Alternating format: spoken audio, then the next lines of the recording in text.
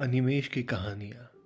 मैं अनिमेश पांडे रोचक और दिलचस्प कहानियों का संग्रह आपके सामने लेके आऊँगा। आज की कहानी एक सच्ची घटना पर आधारित है। कहानी का शीर्षक है happy new year. Rahul Lucknow में रहने वाला एक मिडिल क्लास व्यक्ति था। पहले वो रणजी खेल चुका था। क्रिकेट का एक समय का धुआंधार बॉलर था, पर दुर्भाग्यपूर्ण एक एक्सीडेंट में उसने अपने दोनों पैर गंवा दिए। आज राहुल एक मल्टीनेशनल कंपनी में मैनेजर के पद पे कार्यरत है।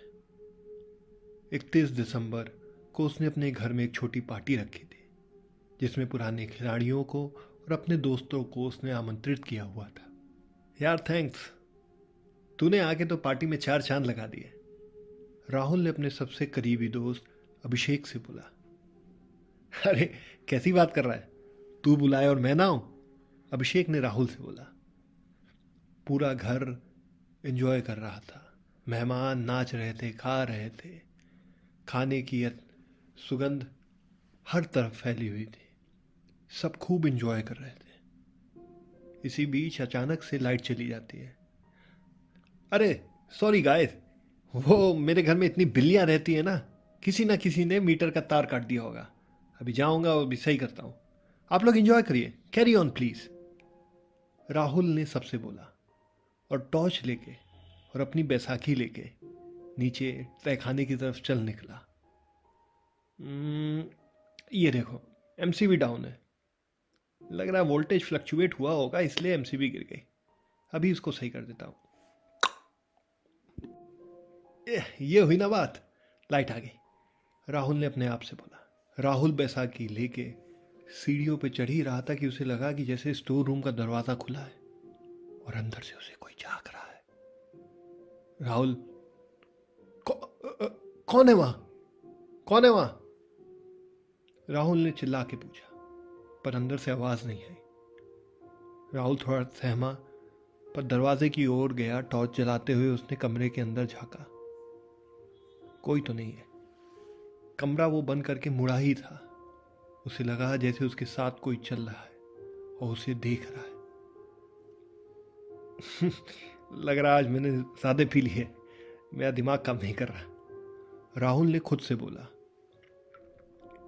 वो 2 सीढ़ियां ऊपर चढ़ा ही था कि अचानक से उसके सामने 6 फीट 2 इंच लमसम हाइट का एक आदमी खड़ा था। राहुल घबरा के, आप कौन भाई साहब? यहां क्या कर रहे हैं तहखाने में? Who are you? आप किसके साथ आए? एक के बाद एक राहुल ने कई सवाल दाग दिए। अरे आप तो ऐसे बता रहे हैं जैसे आपने मुझे पहचाना नहीं। उस आदमी ने राहुल से बोला। जी मैंने नहीं पहचाना आपको, कौन है आप? अरे मैं विवेक सिंह, तमिलनाडु के लिए खेलता था, ओपनिंग बैट्समैन। याद है 2016 में हमारा आखिरी रणजी मैच आपसे पड़ा था, याद आया आपको? ओह विवेक, कैसे हो तुम? अरे यार सॉरी, उस दिन मेरी तेज बाउंसर तुम्हारे सर पे लग गई थी। उसके बाद तुम रिटायर हर्ट हो गए थे ना?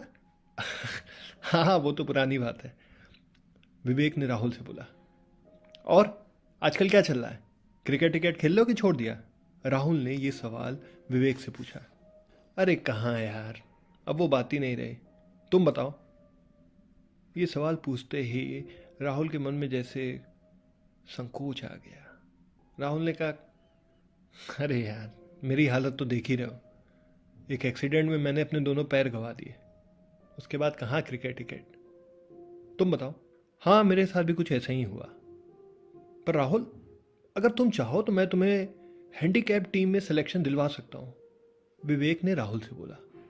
ये सुनते ही राहुल के चेहरे पे एक हंसी की लहर दौड़ गई। अरे कैसे भाई, बता, क्या करना होगा मुझे? विवेक ने राहुल की तरफ देखा। हो तो जाएगा, पर उसके लिए एक शर्त है, विवेक ने राहुल से बोला। अरे भाई बताना क्या शर्त है, मैं जरूर करूंगा, तू बता बस, राहुल ने विवेक से पूछा। विवेक ने कहा, हो जाएगा, पर एक शर्त है, तुम्हें एक चीज देनी होगी, विवेक ने राहुल से बोला। राहुल ने कहा, हाँ हाँ बता ना भाई, क्या चाहिए तू बता। पैसा चाहिए, किसी का जुगाड़ चाहिए, क्या चाहिए तू बता बस। मैं सब अरेंज कर दूंगा, राहुल ने विवेक से बोला।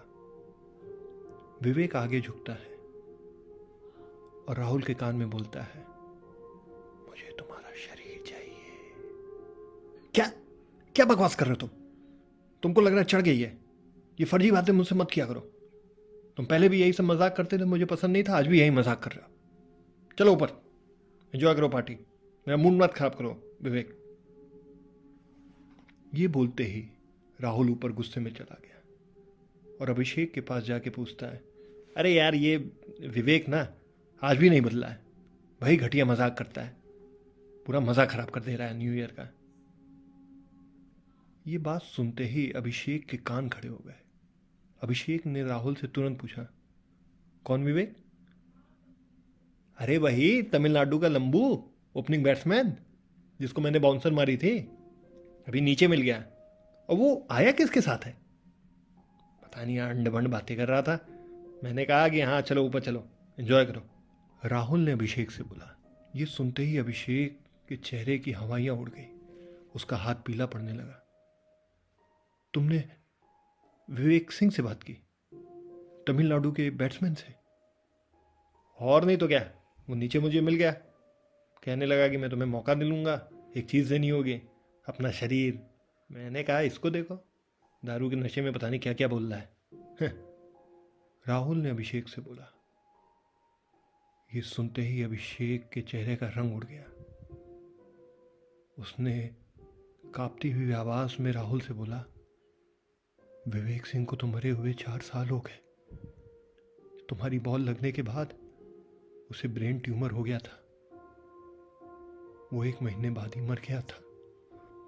तुम किससे मिल के आ रहे हो? ये बात राहुल को अंदर से तोड़ गई। उसको समझ नहीं आ था कि उसके साथ अभी अभी क्या हुआ है। उसकी नज़र ड्राइंग रूम के शीशे के पार गई। वहां विवेक सिंह खड़ा था, उसके सर से लहू बह रहा था। कहते हैं कि अगर हम किसी चीज़ को दिल से चाहे और अगर वो पूरा ना कर पाए तो हमारी आत्मा उस चीज़ को पूरा करने के लिए अलग अलग माध्यम ढूंढती है। अब इस बात में कितनी सच्चाई है ये राहुल जाने या विवेक सिंह। ऐसी दिलचस्प कहानियों के साथ मैं फिर से आपसे मिलूंगा। तब तक के लिए नमस्कार।